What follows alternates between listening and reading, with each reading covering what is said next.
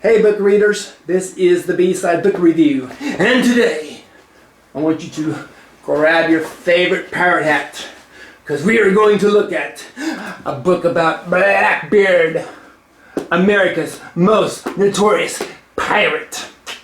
So our author Angus Konstam says anyway. So, pirate hat, get your pistol, get your sword, and your goofy shirt. Oh, I don't know, this hat's about to fall off. I know. I'll wear my voodoo top hat. How's that? Ooh, sunglasses. Ooh, now we're rocking. Alright, so I grabbed something to drink. I'm drinking Irish cream, but it's Saturday night, so I'm drinking whatever I want to. And let's take a look at Angus Konstam's book about Blackbeard. Blackbeard. It used to be black. Yeah, never was black. Kind of brown, maybe.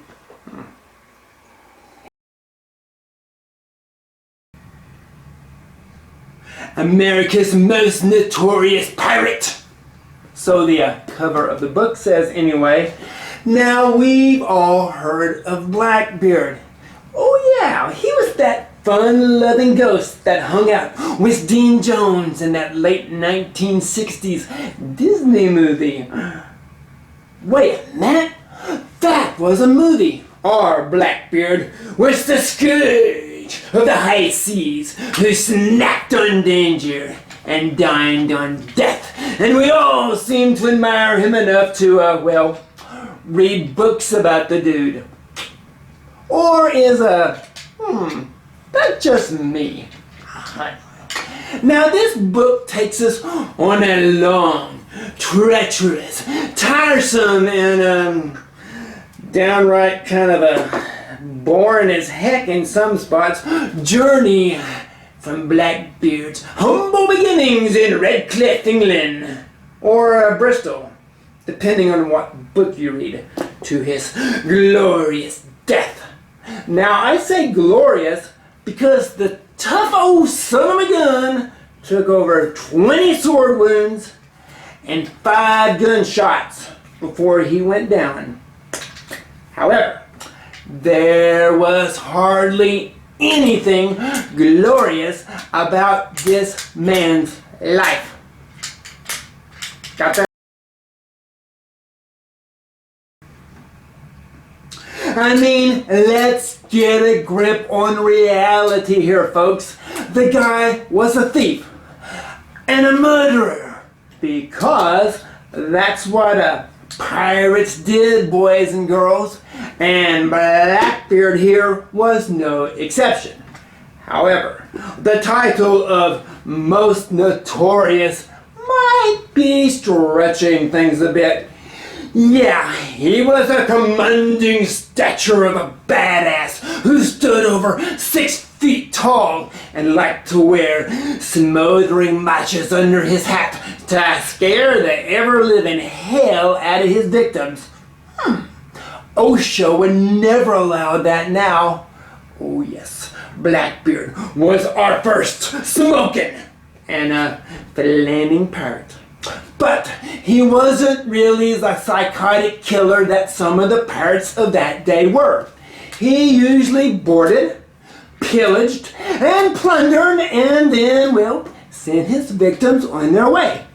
If he's going to kill everyone, who's going to be left to tell the story of what a badass he was? Makes sense, right? I mean, what's the point of being the scourge of the high seas when you don't have anyone left alive to spread the news? How would Blackbeard get any likes on Yelp if he killed everyone? It's all about marketing. However, this is not the story of just Blackbeard. Now, in order to tell the story of Blackbeard, our author boarded upon the ships of many pirates.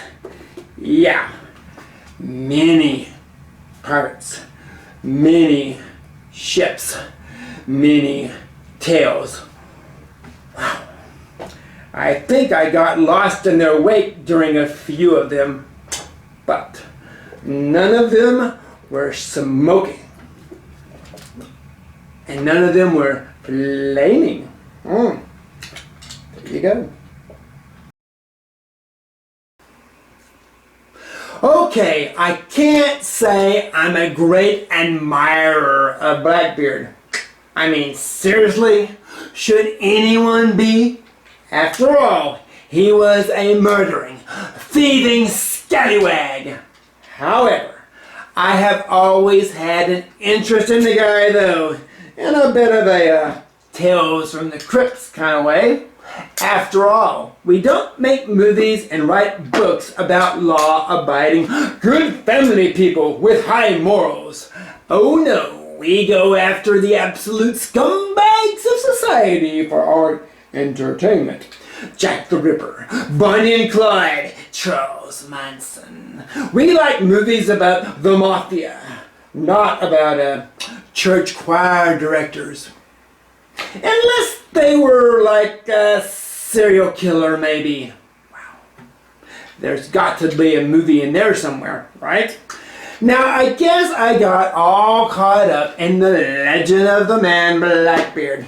Just imagine, you're hanging out on a ship, and suddenly, this big guy with a horrendous black beard, with smoke coming from his head, and 6 pistols hanging from his sash, comes swinging aboard.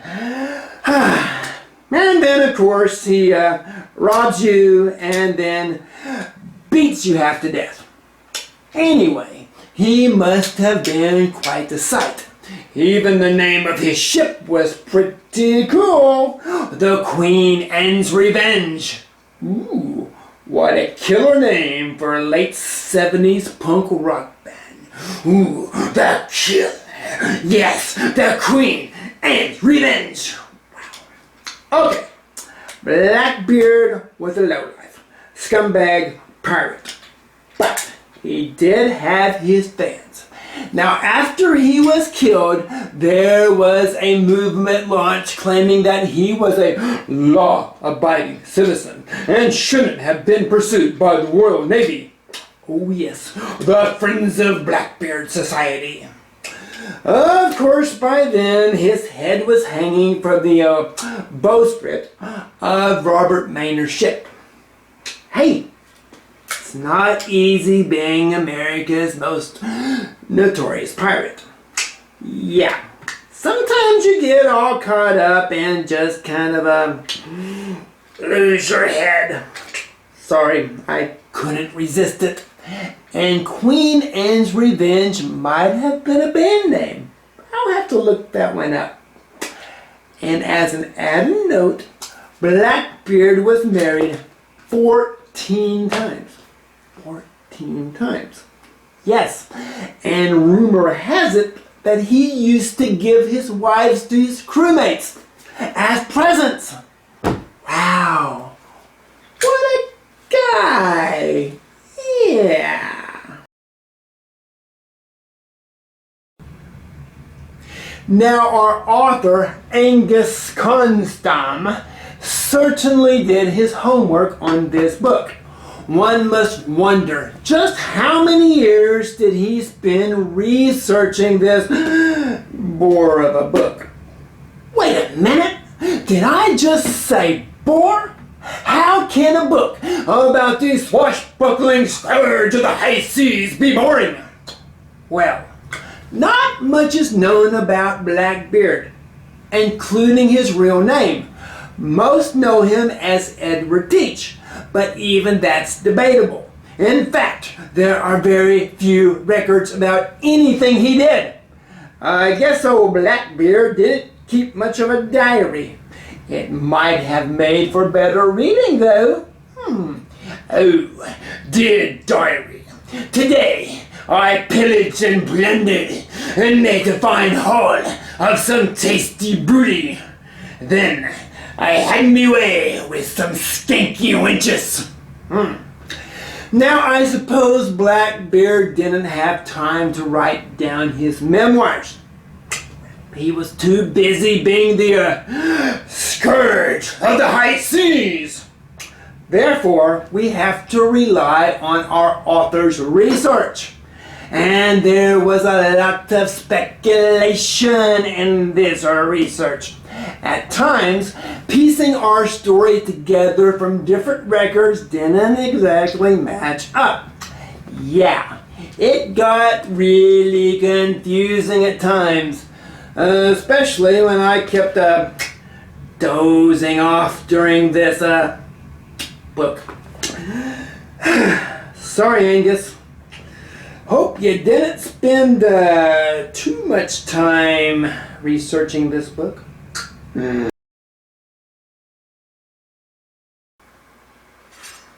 Okay, I guess I'm used to autobiographies where the person is telling the story and I don't have to drudge through all the what ifs and that couldn't have happened because I much prefer Keith Richards' autobiography because if he couldn't remember what happened to him, he could always just check the police records. Come to think about it, Keith looks a little bit like a pirate. Don't despair though, because there were parts of this book that nearly kept me awake. However, the problem with reading a book about someone like Blackbeard is that we already have our own ideas about the guy, right? And anything other than some grand scale Hollywood movie, well, it's going to bore us to death. Yo-ho and a bottle of Lanesta. That's sleeping pills for those who don't know. Yes. If the true story could be just like the Hollywood movies, biographies would be so much more exciting. We all want a world of fiction.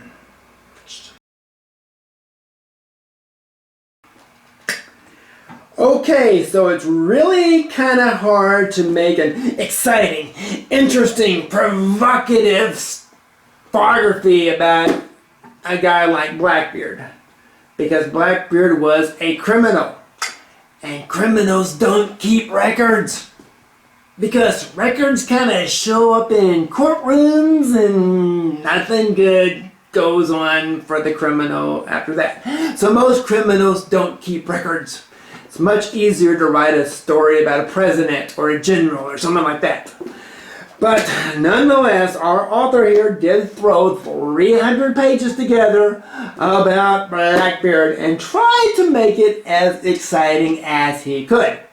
However, don't expect it to be like a movie about Blackbeard. Speaking of which, lots of actors have played Blackbeard.